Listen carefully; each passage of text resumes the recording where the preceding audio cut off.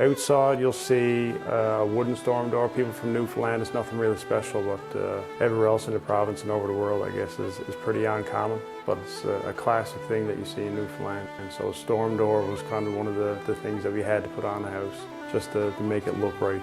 So we definitely went with the choice of a classic handmade wooden storm door. Hello everyone, my name is Walter Lynch. We're in the beautiful historical town of Brigus, Newfoundland, Canada, and this is the Brigus Biscuit Box. It's a project that we've done on social media over the last little over 223 days and 1,602 hours. We just got it complete and we're going to take a little walk around and show you guys the final result.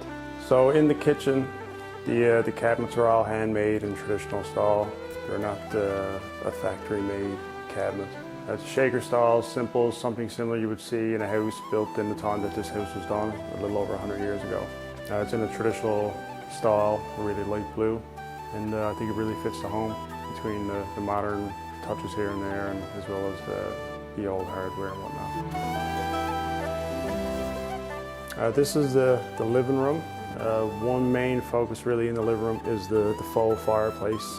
It can be turned into a functional fireplace if a new owner, whoever that may be, wants to go that route, but it's just really typical in old Newfoundland homes that fireplaces are closed off and non-functional, so it just really matches the look of the home. Another big thing all over the house really is the real showstopper is the wallboards. All the wallboards are original. They were taken out during demo, cleaned up, resized and put back on. It took weeks to do, but it was definitely worth it. Really not included in the house per se, but we had a little open house there about a couple days ago, and we had a classic Newfoundland tree and some decorations, so it kind of fits the mood for the time of the year. The one thing that we needed to keep and was kind of lingering around the project for the last year is the French door. That's the one door that we were able to keep that's original. It's a beautiful door and it was important for us to keep it. It even had the original hardware. So on the main floor, you'll notice the floors are different from upstairs. These were new floors that was installed for the simple fact that we had to remove the full floor. You probably remember from the original episode, it was just a dirt pit when we first came into this house. We put down wide plank white oak floors. They look great and they really match the wallboards, and it just looks correct in the home and it'll last for many, many, many years to come. So in all homes really, but especially in older Newfoundland homes, a central focus and a little bit of a splurge, I guess you would say, is the staircase. There's no really big fancy materials, but it's just the way it's done. It looks really correct for the home and a lot of people are drawn to it. The stair treads and risers are all rough sawn lumber that was milled here locally. The handrails are all live edge, which, you know, it gives it a really neat touch, especially when you're walking up and down the stairs and you're holding them. They got decorative brackets. One thing that a lot of people were attracted to during the open house was the hand-blown glass newel post hopper on the bottom of the staircase. It really reminded me of the hand-blown glass fishing floats that was used in Newfoundland many, many years ago. It was just purchased from a vintage salvager here in St. John's, but it came together really well and a lot of people were attracted to it. It's a pretty interesting and unique piece.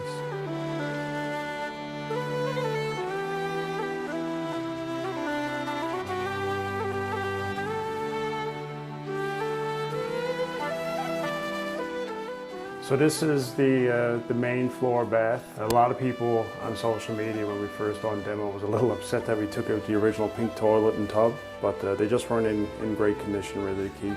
It got a lot of unique touches. One thing that everyone really liked was the Newfoundland vanity. It's handmade, about 100 years old, as well as the beach rock inlay on the back of the shower. It also got engravings of the beaches that the rocks came from, so it's a neat little touch and a lot of people really liked it.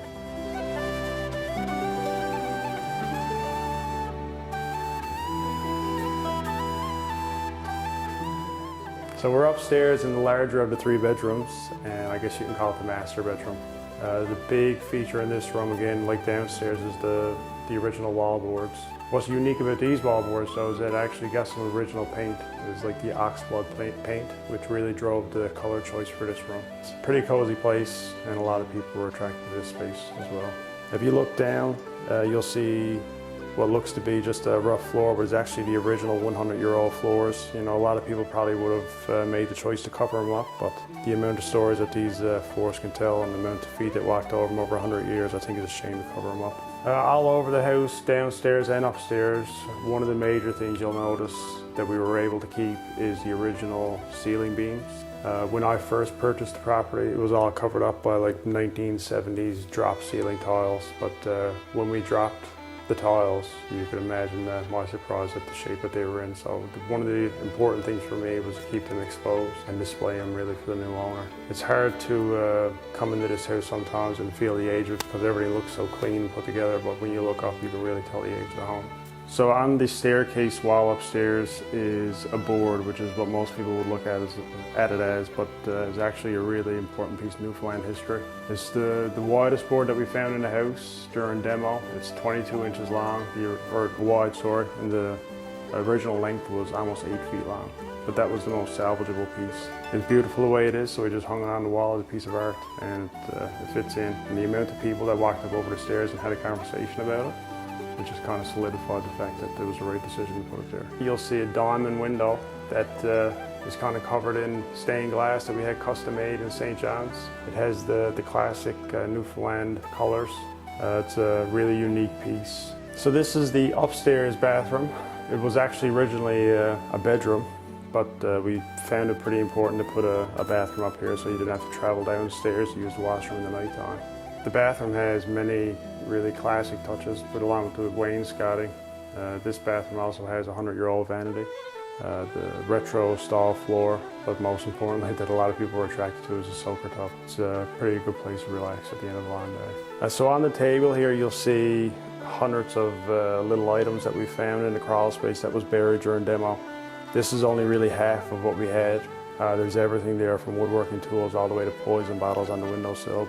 You know, it's important to keep them. A lot of people probably would have tossed them out, but really it tells the story of someone's life. There's a couple momentums that I'd love to keep just to remember the project. If the new owner cares about them enough that they can keep them, they're more than welcome. And whatever's left over, we're going to be donating to the museum here in Brigus so they'll be enjoyed by the people of the town and anyone else that comes in for that matter. A couple people that came in during the open house and mentioned that children's boots is a sign of good luck to be kept in a home, so we're going to have to place a couple of those back into the wall somewhere just to keep the bad mojo away.